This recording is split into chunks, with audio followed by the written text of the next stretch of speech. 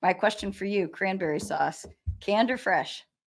I make it fresh for Thanksgiving every year. Although I Me do too. find it funny when people bring it out and they just like put it on the plate and it's shaped like the can. And like, I I mean, can't do it. it's very like National Lampoons to me. So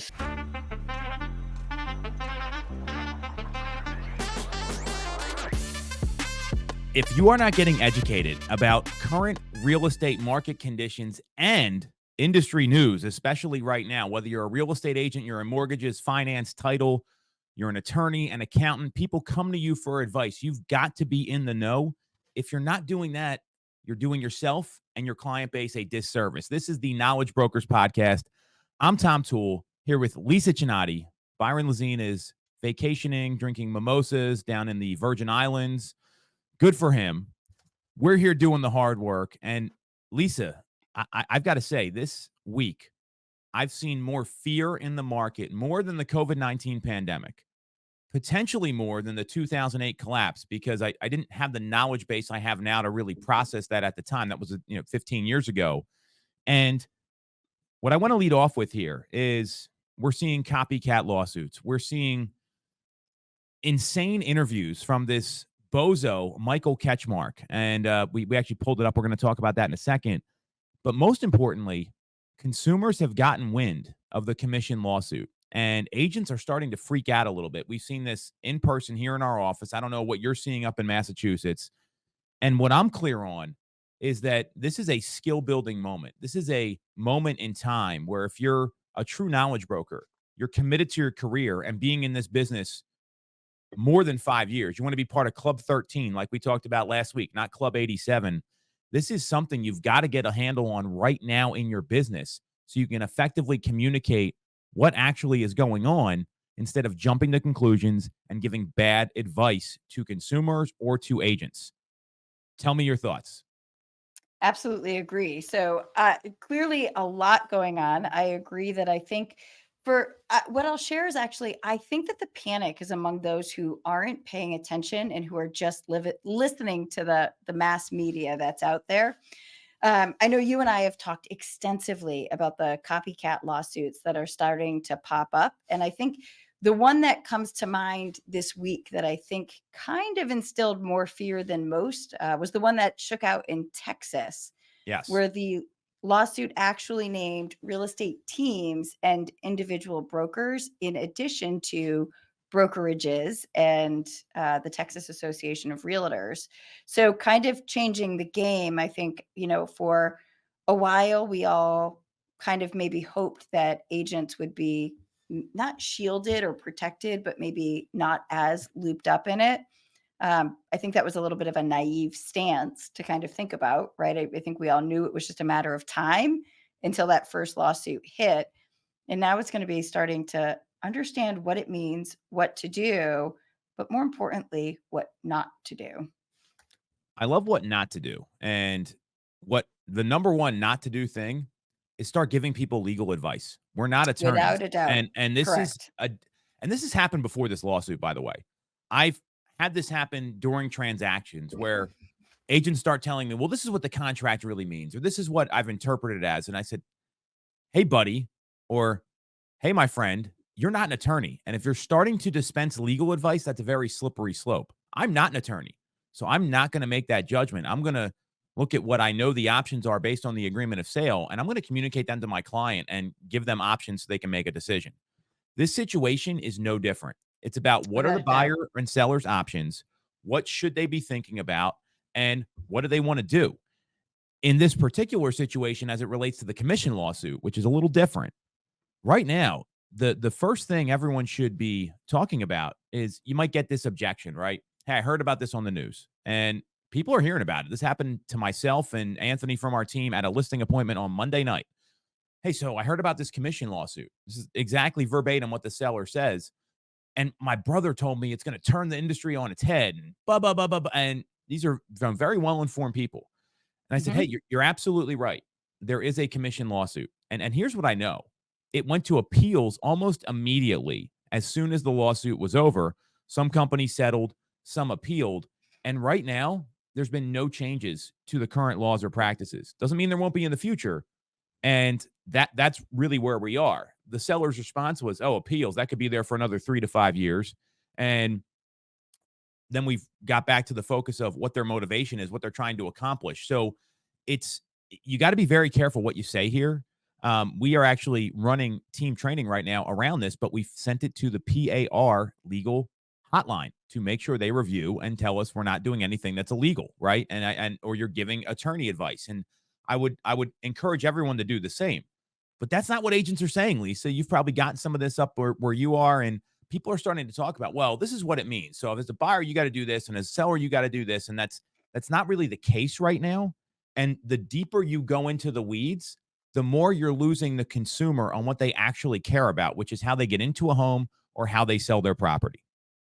Without a doubt. Yep. And I think, to your point with reaching out to PAR, I actually reached out to my legal team that represents me in the company here on a whole bunch of stuff and had them review some of the paperwork that we know about with respect to the litigation and the verdict as it was read. And the first thing that my attorney told me was, it's too early to react to anything and to give you any advice about what exactly to change, what disclosures to add, what to, how we reword contracts, because until we actually see the full ruling and see how the judge totally words everything, we're all just in a great big guessing game, right? So to your point, I think what we need to be doing as agents is being with both consumers, with our staff, if you're running a team or a brokerage, and with those in your office on the agent component of sides, is just being able to engage in open, honest conversations. Share what you know. Don't over add anything to it. Don't make speculations, right? And be able to be the voice of reason. I think that those are the biggest ones that come to mind, along with, yeah. And I think when you and I were kind of sharing your script back and forth, the biggest thing that I noticed in there is that you have multiple times, if my memory is correct, 2 or 3 times in your script where your cue to the agent is shut up and let the consumer talk. Yeah. Yes. And we've reached out to our legal team too, just so everyone, I just want to be very clear. Like we're taking this very seriously. Mhm. Shutting up in any script is a great idea, because that's one of salespeople's biggest problems is they talk too much and then they try to talk someone Yep. into something. But I mean, it's no different than when someone gets a bad headline, right? And it's well, there's no inventory on the market. We've been dealing with that one for a while. Well, that's really not true. And here's what it means: the Wall Street Journal had a horrendous headline and got sent to me by someone in our office here. I'm going to read you the headline, Lisa. I just want you to, I want you to react to this. Being the knowledge broker means having access to the best and most relevant information to get better at your craft each and every single day. It's why we created BAMX and launched it earlier this year. Since we launched, every single month we add more content, more courses, more live streams, more information into our community, as well as our downloads from the hot sheet each and every single day. And now it's time that the BAMX pricing will go up. That happens on December 1st, but you can get in at the lowest price ever. Use Knowledge Brokers, the code down below, to get in at 10% off the lowest price we'll ever offer. Use Knowledge Brokers down below to get that discount, because on December 1st, the prices go up and only those that got in before will be grandfathered in forever. Take advantage now. If you're looking to level up your business, scale it out, be able to manage more clients, have a bigger pipeline, you're going to need a reliable CRM. And as a Boomtown user since 2016, we've got some exciting news that KV Core and Boomtown are now part of the same family. And that means they've come together, they're using all their knowledge, all their tech, and they're making an even better CRM that's going to help you scale your business, sell more houses, talk to more people, and manage your leads more efficiently. And if you're like Lisa, she's in her CRM every week. She's in her CRM every day. I think that's what she does in her free time. And she's constantly looking at it to make sure that the opportunities aren't slipping through the cracks. That's what a great knowledge broker does. So if you want to get your business to another level, lean into Boomtown. Visit boomtownroi.com/knowledge brokers for more information. Again, it's boomtownroi.com/knowledge brokers. I'm a boomer since 2016. It's leveled my business up tremendously. Lisa loves her CRM. Byron does too. You should do the same. Get with Boomtown. The headline was, where is it here? Hold on. Got it. So the headline is, almost no one pays a 6% real estate commission except Americans. This is what the headline says on the Wall Street Journal. Then in the article, they show the average fee that's paid is 5.5%, which still isn't right, by the way, because HousingWire did some research on this. And the average fee, according to HousingWire, in 2022 is 5.32%. So look at the delta there. I mean, you're talking about almost it's over a 10% exaggeration. And that's what consumers are seeing right now. And that's why it's so important to let them talk about what they know, give Yep. them options. And look, some things have changed for the record. I'm part of Bright MLS. You don't have to offer out a co-op fee there anymore. That's a known commodity. So you need to be ready on the listing side. If a seller says, well, do I really have to pay a commission? And you're going to have to break down the fee and be a little more clear there. And here's the options. One option is you don't. One option is you do. The third option is you offer something in the middle of what people think they might want to offer. And then we react and see what happens to the market. And you go through the benefits and the negatives. That's what a knowledge broker is going to be doing. Every MLS is going to be different. You got to listen to your own MLS rules. I want to be really clear about this. That's what's happening in our marketplace. So it's, these people that think they don't need to practice scripts or they don't need to learn how to ask questions, you're going to be put to the test right now, probably more than you ever have in your career. I've been hearing this. It's been 2 weeks since this happened, right? Or maybe 2.5 weeks, roughly. It was Halloween is when all this went down. Halloween. Yep. Surprise. What a nice Halloween treat from our friend Michael Ketchmark. Trick or treat. In the Exactly. Missouri U.S. District Court. So if you're not practicing these things, you're not only going to be practicing on paychecks, but you might be giving bad information that could get you in a lot more trouble than just losing a commission. Agreed, without a doubt. And I think, again, going back to, what do we know? So here's the other part that I kind of I think is important to understand. I think that the numbers that are being thrown around are astronomical, right? $1.7 billion. And then the automatic tripling or trebling, Trebling, yes. Use for that, correct? Right. Anyway, of the damages makes the award, north of $5 billion. And I think we've said this on the pod before, but going to say it again.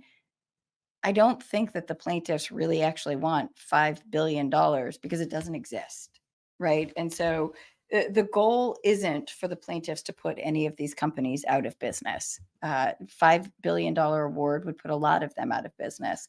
I think also important to understand that the pull in from the DOJ and some of the other stuff, I think was, in my opinion, some of the bigger components to this and the stuff that's super important to focus on, less so than the dollar amounts and kind of thinking about the long-term impacts of those. Yeah, that's a great point, Lisa. And I'm glad you brought that up because this is going to be what happens to the industry afterwards. I mean, a lot of the articles I've read is that the plaintiffs and the people part of this class action suit are going to maybe see $2,500, which insane to me. And these I don't know the agency that reported all this. So this is about surviving in your business. And we talked about this a couple of weeks ago, and we've talked about this a lot because this is the biggest story in real estate. If you can't navigate these questions consumers have, because we call them objections. Objections are questions and concerns about moving ahead in a business relationship. So if you can't navigate those questions, number one, if you can't deliver a listing and a buyer presentation with the goal of getting them to work with you at the end and clearly delineating your points of difference and what you do differently, it's going to be a challenge. That's just those are the things that you need to be ready for. And you better not be lazy with your paperwork. This is something that a lot of agents, they kind of gloss over. And I mean, I'm sure you've seen this. I get these offers that have come in. The contract's not filled out right. People don't send out closing cost estimates, which is illegal to do in Pennsylvania because you got to do it every single time there's a change, whether it's a seller's assist or a price change or whatever else. If you're sloppy with your paperwork and someone starts poking around your file, you're going to get into trouble. So these are the skills that you need to work on. And, as an industry, skills have eroded because of the white hot unicorn market that we saw over the past 2 years, because this year has not been that market. If you're not committed to skill building in your business plan and working on these things specifically, either one, you're not in the right environment, or two, you might need to get serious about what your career is going to be moving forward, because this is not the time to be practicing on people that are making real-time decisions. Without a doubt. Without a doubt. And I did just want to add, remembering, I think when we talked about like the timelines to understand some stuff, I Hmm. have the exact dates for you here. So all post-trial motions need to be submitted by January 8th. So we're months away from that. The plaintiffs then have until February 26th to respond. And then the defendants get until March 18th to file their responses to the plaintiff's responses. So we know that we're in April or May realistically before any of that even starts to shake out on a move forward, right? So understanding timeline super important, and understanding that skill building in the interim, it's not going to be something that's going to be for naught. I'm super passionate about that with the agents here in the company and anybody that I talk to. We should have been doing this stuff all along. And I think that some of this is a really good kick in the behind to get back to your point, the true basics. We've been so driving home with everybody in all of our trainings, the basics on steroids. What does market research look like? What does value add? How do you market? What truly separates you from every other agent in the marketplace, and how to do it in almost absolute perfection every single time. Well, yeah, I think that's what a true professional does, right? That's what a advanced learner, high achiever does. Is they're constantly trying to get better. That 0.1% better every day. Yep. And the people that say I don't need scripts, well, you might be one of these folks that fall by the wayside. I mean, the hobbyists and the folks that don't believe in this business, like I know you and I do, and a lot of other people do, because I'm fundamentally clear. We do help people. I don't care what Michael Ketchmark says or anybody else. Without And a we're going to get to doubt. his interview in a second. I can count multiple occasions where people have no clue what's going on. They're in a bad situation. They need to get out of their house. They need to buy a house because they're in a rental and the lease is ending and they've got a family. I mean, these are real things that happen. And if if you don't have that service belief, you don't have that value-based belief at your core here, and you're that passionate about the business and you're here for easy money, if you look at across the world, the number of real estate agents in other countries, the US is 1.6 billion. Now we have a bigger population than most, so that's keep that in mind. Canada has 160,000 real estate agents. The UK Mhm. has 48,000. Australia has 35,000. These are large countries. So there's going to be some people that fall by the wayside, and you've got to make a decision who you're showing up for and if you really want to be in this business, because this business is not going to be for the part-timer, the dabbler, the hobbyist. This is going to be for people that really want to help folks and know that they're making a difference and are willing to weather whatever's going on, and that's just how it is. So speaking of, I want to. This is a great transition point here because our Michael Ketchmark. If you don't know who Michael Ketchmark is, he's the lead attorney for the plaintiffs here. He had an interview. I can't believe we didn't talk about this. It was in October with Josh Flagg. If you don't know Josh Flagg, very prominent LA broker. He's on $1 Million Listing. I want to. I had a couple problems with how he handled himself in that interview. I don't know if you got a chance to watch it, Lisa. I will go through that. I did. Michael Ketchmark, I mean, and now he's speaking at Inman Connect in New York. I cannot get over the hypocrisy this gentleman is bringing to this case, because if you watch the interview, Michael Ketchmark, the short of it is, says, hey, this is prices were inflated. It's costing people lots of money. They're taking the equity out of their home. Josh Flagg went on to say, here's some reasons why not. And he did have some very valid points. One, a lot of buyers can't afford to pay agents out of pocket. This is an issue that has been glossed over substantially, that if buyers are expected to pay agents, I mean, they might not be able to afford the home and pay what they need, because a lot of Correct. buyers go in with literally a finite amount of savings that they have because they're in retirement accounts or other places, and they have a budget and they go to the max budget they can afford, so they don't have to move again, which makes sense because there's a cost to moving. And we've seen that's been Correct. we saw the time in home ownership. It's gone from 7 years about 15 years ago right now to 11 plus. So people are staying longer and they're actually saving money doing that. Um, Michael Ketchmark goes on to say, I think the comment was, hey, a buyer bringing $50,000 to the table from Josh Flagg because he's at a higher price point market. And it's all relative here, by the way. A lot of buyers aren't going to be able to afford that. And Michael Ketchmark goes off. We don't have those homes in Missouri. That's unfair. And what other industry does the buyer get paid by the person, or excuse me, what other industry does the buyer agent get paid by the person they're negotiating against? And Josh Flagg responded, well, auctioneers happen all the time at Sotheby's and other places. Yep. And the thing that wasn't mentioned here is if you go on kansascitylawoffice.com, this is his firm's website. Michael Ketchmark's there, and he's a personal injury attorney. And Lisa, do you know how personal injury attorneys typically get paid? Do you believe they get paid from the winnings? From the And winnings. taking from the person. Yeah. Yes. Anywhere from 33 to 45%. This is based on Google research. So Correct. I find, and this is where NAR failed in this lawsuit. How do you not bring this up? How is this guy not getting called as a witness? How do you get paid, Michael Ketchmark, right? I mean, this is so obvious to me. And he's saying it's unfair. We don't have homes like this in Missouri. Then the CNBC host goes, well, I think Patrick Mahomes does, which I found was pretty funny. But the interview was insane. And I don't know how you lose to this attorney if you're NAR, KW, and Home Services and the other people in the suit. And I'll give you my last point. I want to hear your reaction to this. I also don't think Josh Flagg did a great job in the interview. He had bad body language. He was rolling his eyes constantly. He could have handled himself a little better. I would have loved to seen them get somebody else, but obviously he's like a TV celebrity as well. But he looked disgusted talking to him instead of, hey, we're here to represent people. And I think that might have come off the wrong way. What do you think about that interview? So I agree with every point. So here's my things, right? I think where we missed the mark is I think that the agent that should have gone up against Ketchmark in this particular case should have been an agent who represents more middle America consumers, right? I think that every point that was brought up was 110% valid.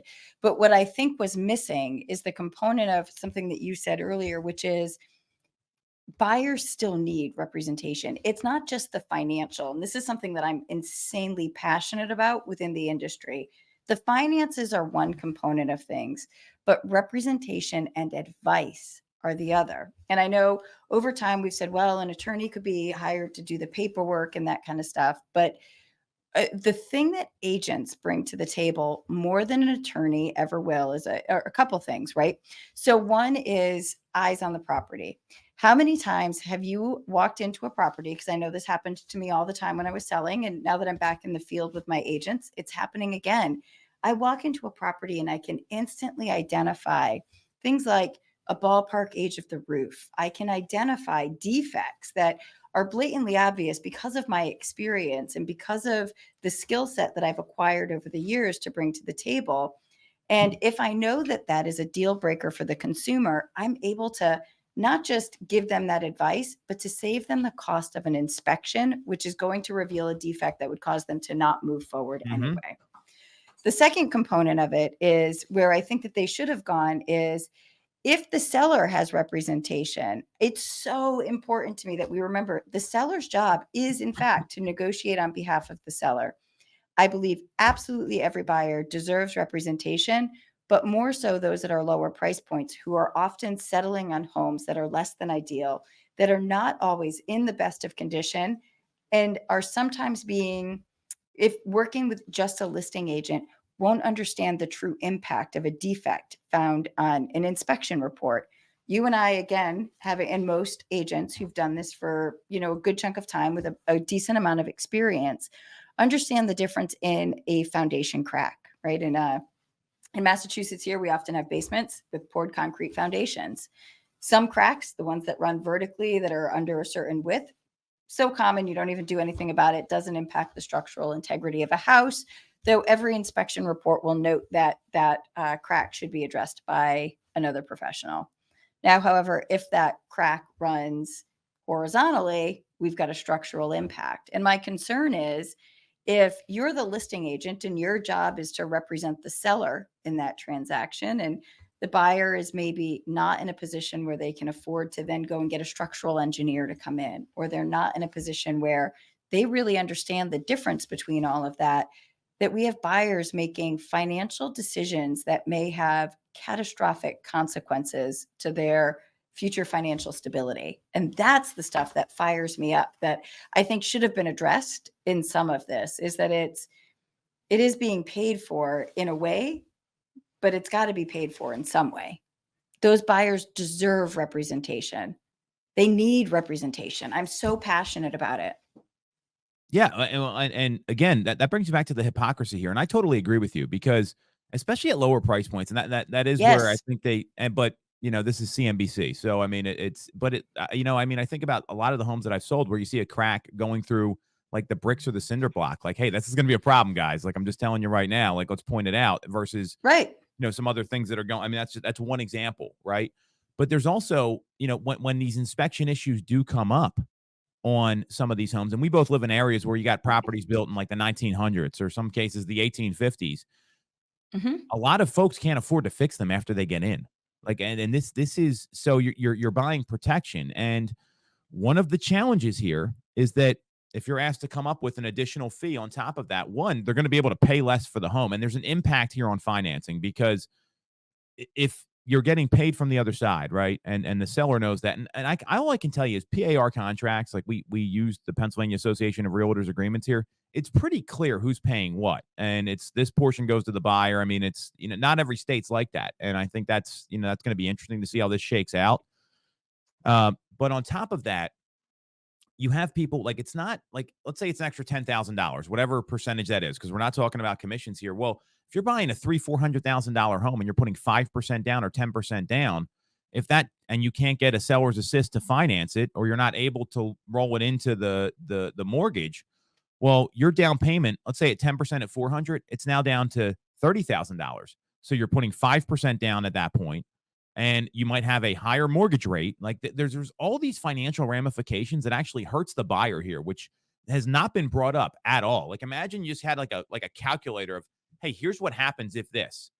The flip side of that is when you call the listing agent, it's like calling your husband or wife's divorce attorney, right? Imagine, you're, yeah, I mean, this is never going to happen because Lisa's a very devoted wife and I'm a devoted husband, but you're in a divorce. It's getting really nasty. And I've seen this on working with clients, especially on the sell side, where it's like, they're not even talking to each other, right?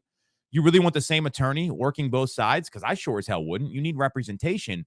And that's where the hypocrisy in this comes in, because it's an attorney making this claim who gets paid by the other side, who's supposed to be the advocate for the underdog or the little guy. Well, that's exactly what he's attacking in this case. And this has not been communicated by NAR. It's not been communicated well by KW or Home Services, the people that testified. I mean, Remax had a video on there, and now we got this new lawsuit where he named everybody else. I mean, it's just this hasn't come up at all. And that's the challenge I see here, because that's what really buyer agency is all about. And that's why it was started in the 1990s for this exact reason. Yeah, I think the other side of it too, flip it around a little bit. How many times have you and I kept deals together? How many times do Oh. agents talk a buyer off the ledge, right? And again, I go back to kind of all of it that starts and maybe the big thing that we take away from this is that there's again that level of professionalism, and are all agents skilled at being able to do that? Not necessarily, but it's not something that can be overlooked, right? Again, walking through that property, if you and I are pointing out some of those things that are defects, and I know when I was showing homes and when I still do, one of the things that I always walk through and say is, your home inspector is going to point this out, right? He's going to tell you that this no longer meets current building codes, but understand it met code when the property was built in the 1980s, the 1990s, whatever it was. Doesn't mean that it's unsafe, doesn't mean that it's a defect, doesn't mean that it's something that needs to be changed. The inspector is just doing his job and giving you the information that's relevant today. And by future pacing through a lot of that, I've kept hundreds of deals together over the years and actually helped the sellers probably retain a little bit more money by being able to have honest conversations with a consumer who trusts that I'm giving them the advice that's best for them, right? Being able to understand the difference between, do you really need that handrail that goes down the basement stairs if you're not taking out an FHA loan? Is it really gonna make a difference to the health or safety of the house, right? And being able to talk buyers off the ledge about, asking for, how many times have you had a buyer get an inspection report and they come back to you and they're like, Tom, I want $25,000 off the price of the house or not moving forward. And you're like, okay, let's take a minute. Walk me through the inspection report. And we have the conversation. Well, Tom, before we did the home inspection, we discussed that the purpose of the home inspection was to find health, safety, and structural defects that we couldn't see while walking through the property. And yes, the hardwood floors do have a little bit of a scuff on them. They might need to be refinished at some point in time, but doesn't impact the health, safety, or structure of the home. And we saw it before we put in the offer, right? Like, I can't tell you how many times I still work on that with buyers and buyer agents here within the company, which is to the direct benefit of sellers. I don't know. I think there was a lot more that could have been brought up. And I think going back to that interview, I think if we had put in an agent who works in that segment of the population a little bit more, it could have been a little bit more impactful. I agree, and this is really the crux of the argument, and it's amazing that nobody talked about this, at least as far as we know. We weren't in the courtroom. We're just going by the reports. So, Right. this is going to go on and on. So there's a quote here I want to share.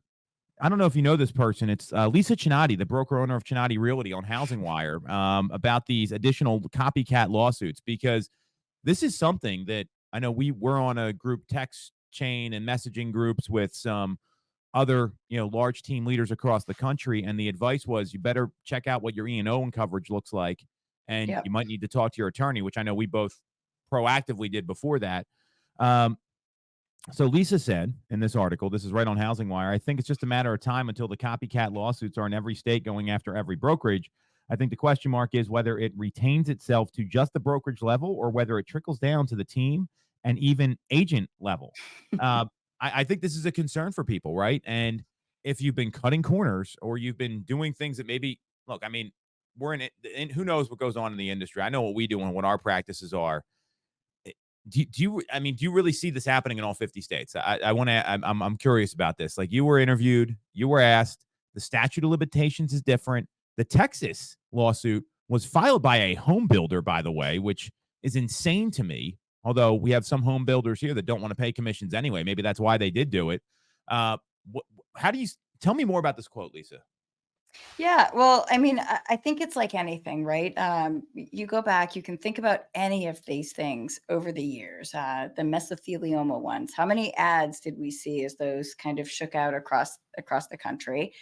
And I think, kind of thinking about it from a move forward, look, we knew copycat lawsuits were going to pop up. I think they started popping up within hours of the ruling coming out, and so Texas kind of spelled it out. I think all the consumer thinks that agents have deep pockets. I think a lot gets lost in the industry stats about what goes on, but the average real estate agent in the United States make what, $40,000 a year.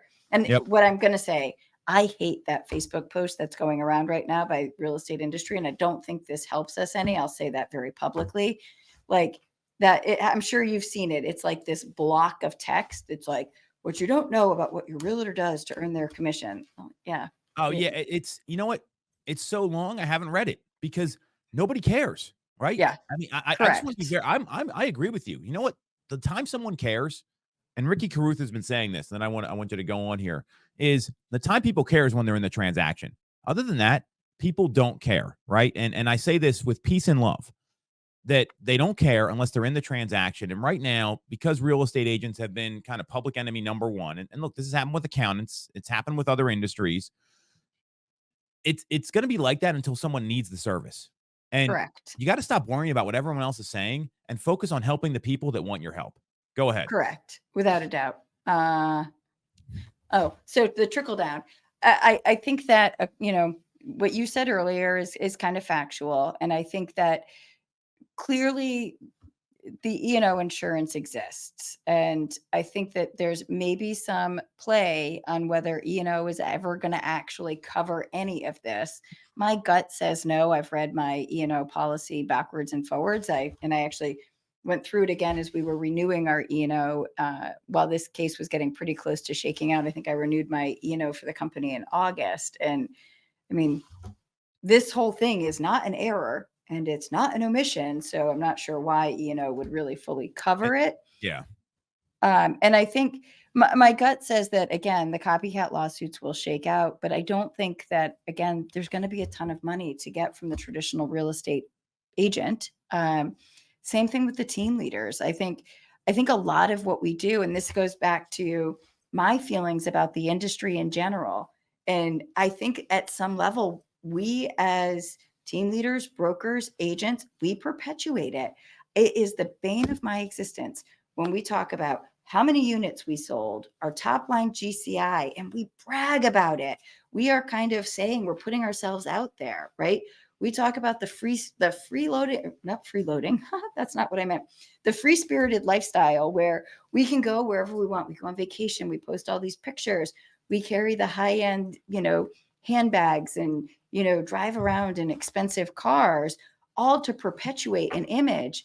But the reality is, when you peel back the layers and look behind what's actually going on, it's often a very, very different story. And it's crazy to me because I think, again, by what we do, not treating this as a professional, like with professionalism, as we would any other sales industry, we're kind of creating some of this ourselves. And the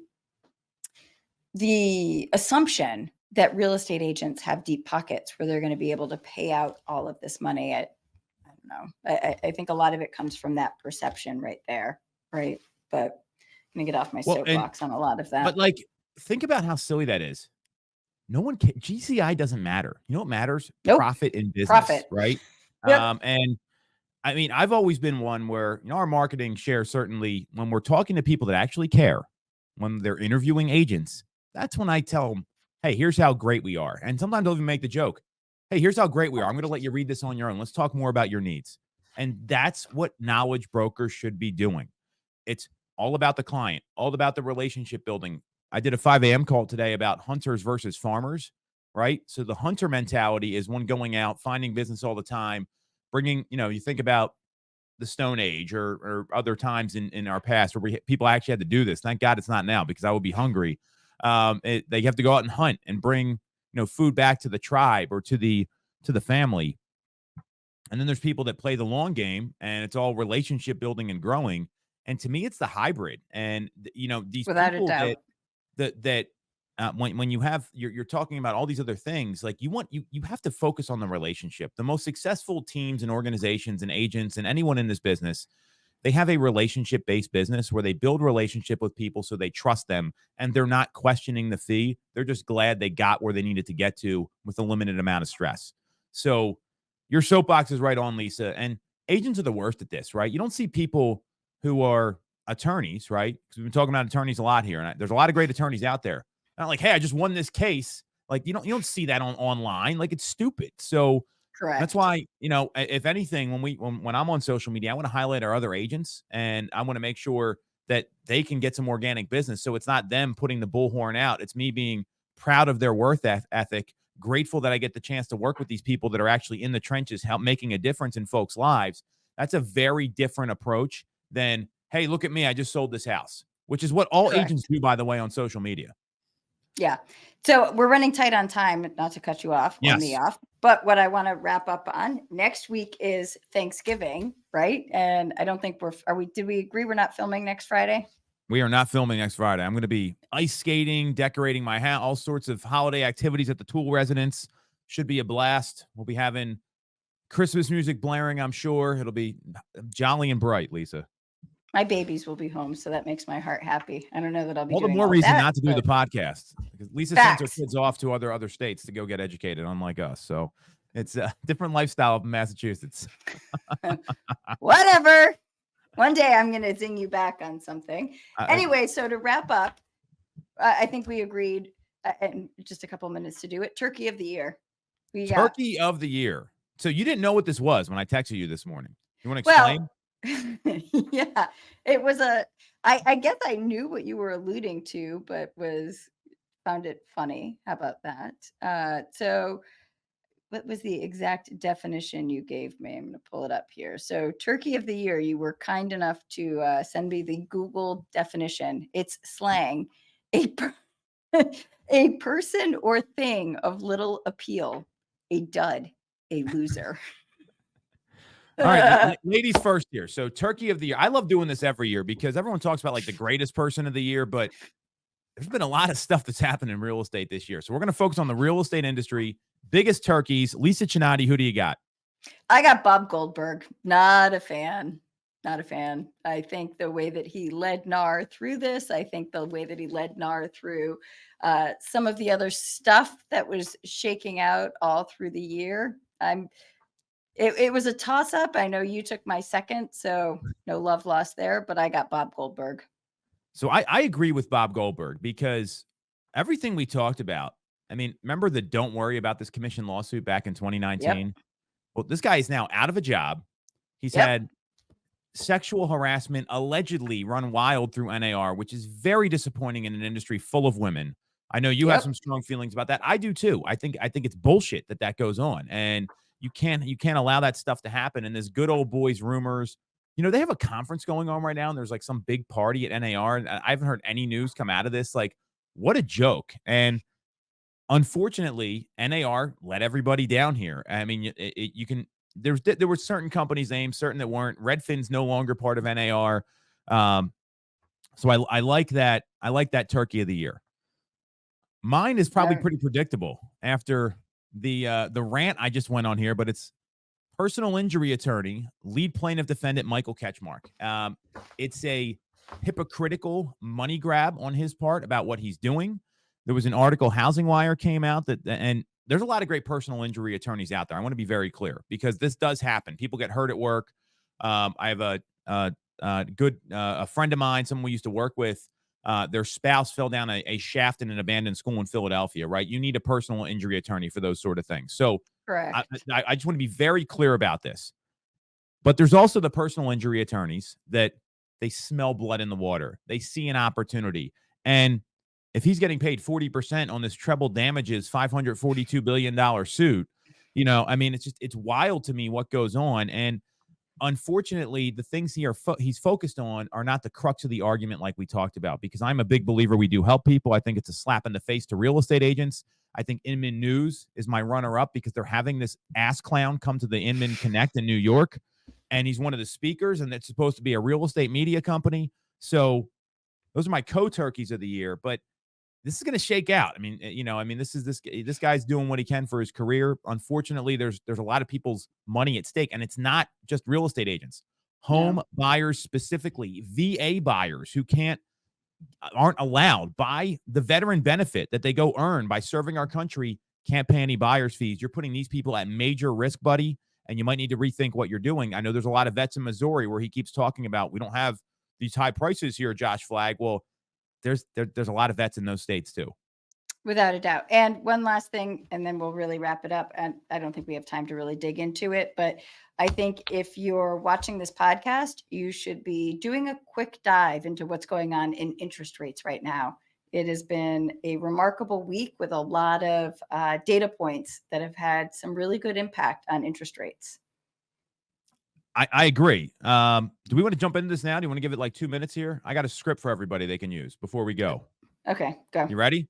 Yep. Let's role play this. We've never done this before. Usually Byron's just talking over us, so we can't do this. So here we go. So ring, ring, ring. Hello. Lisa, hi. It's Tom Toole here with Remax, giving you a call to follow up as promised. I'm not sure if you saw, but we had interest rates come down into the low 7% range over the past week. It's the biggest rate drop that we've seen in 12 months. And I wanted you to think about how a lower interest rate might impact your housing plans in 2024. Oh, wow. I had no idea. How low did rates drop, Tom? So we've seen them as low as 7. Then they kind of jumped up to like 7 1/8, 7 1/4, but they were touching 8 just a couple weeks ago. And if you're looking, I know your price point before was around 500. So assuming you're putting 20% down, the difference between 8 and 7 1/4 is going to be $217 less on your monthly payment. So if you could save a little bit of money, and knowing that we've seen inventory jump up 18% in terms of supply year over year through November, and believe it or not, Lisa, 39% of home sellers have made a price adjustment so far this month. So we're seeing sellers are negotiating a little more. There's a few more options out there, and you could have a lower monthly payment. Would you be open-minded just to sitting down and seeing what your and Steve's plans are for the new year, and if you want to take advantage of some of these things moving in your favor? Wow. Yeah, I had no idea, but I think that might make sense because so if I could get a lower payment or buy the home that I thought I was priced out of, that sounds like it might be really worth meeting about. Boom. Appointment set. I would have. We don't have to go through the rest, but seriously, what do you think of that script? I mean, I think it's pretty easy, but it's also value based. 100%. Yeah. The only thing that I'd add is tying in that it might open up some possibilities that they didn't think were possible before, right? Because now their buying power Love it. has increased. Um, so either saving money, depending on what was important to the consumer in the notes that sit in your database. Is it the saving of money or is it that they felt like they couldn't buy the home that they wanted? Um, I think that there's tons of potential and tons of possibility. And the other thing that I'll encourage everybody to look at is I know that we've always got our local brick and mortars, and we've been seeing 6.875 on 30-year fixeds. And so I think it's super important. Again, I know we touched on this a couple of weeks ago, but to make sure you're shopping rates and connecting with local lenders and understanding that there are definitely options out there that can get you even below 7 on a 30-year fixed right now, which is powerful.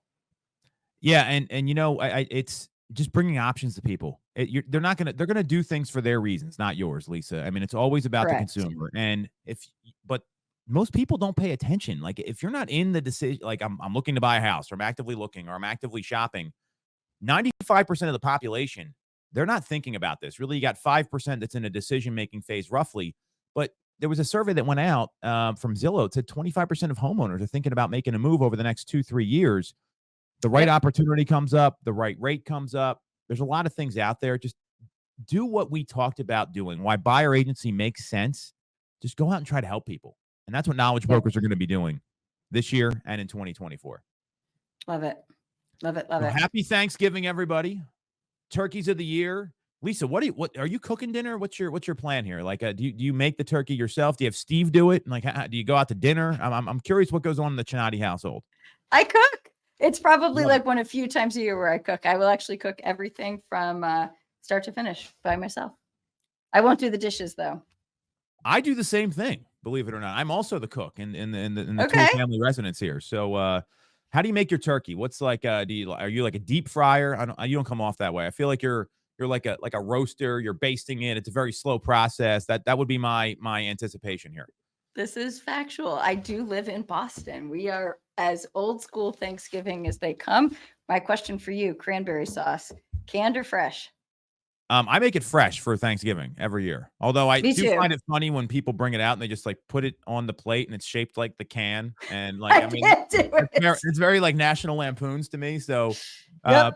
but I make homemade gravy. We do the whole thing. So, I mean, it's it's a cool holiday because there's not all the, Christmas is fun when you got kids. Your kids are a little older. Mine are young. So like that's a whole blast and it's like a month-long thing. But this is, gratitude means a lot. And I don't think enough people focus on being grateful. I mean, I'm very grateful, honestly, to have the relationship with you and Byron that we do are, and those sort of things, to be able to deliver knowledge like this, right, to the public. And Right. I feel like we are making a difference with what we're doing here. So I'm grateful for that and all the listeners. And we should have a turkey cook-off, Lisa. I'm going to freeze dry some turkey, mail it to you, and then we'll see who has the better turkey at the end of the day. That's probably not going to work well. Don't do that. I'm just going to send you a turkey now anyway, and then we'll see how you'll just get annoyed. Yeah, don't do that. Yeah, ditto. I agree. Same thing. Grateful for, I think it's the time of the year when I can sit down with my husband and my kids and really talk about everything that we're grateful for from start to finish, the things that get lost in the hecticness of everyday life, and share my same gratitude for you guys allowing me on the pod this year and the relationships that we've built over the years and the amount of pushing that you and Byron do for me, but also for, I think that this pod forces me to keep my knowledge base up. So I actually am grateful for that and for you guys. So You better come correct on knowledge brokers. And this is the time of year, all our listeners, where Lisa's cold heart melts during the coldest weather of the year. It's like the Grinch, and she becomes very, nice and look at the smile on her face. Well, and look at the rainbow this side. I was walking around the office and I was like, it's my friendly side today. So, and yesterday I was friendly too. So, friendly. Very cool. Well, so that's it for this week's episode. Everyone have a great holiday season. We are grateful for all the listeners here. Any comments you have, any stuff you want us to cover, let us know. Go get that knowledge and go take some time for yourself and realize we're in one of the greatest industries in the world, despite all the noise right now, where you actually do get to help people and you can make a difference in their lives where they're spending their holiday. Take care, everyone.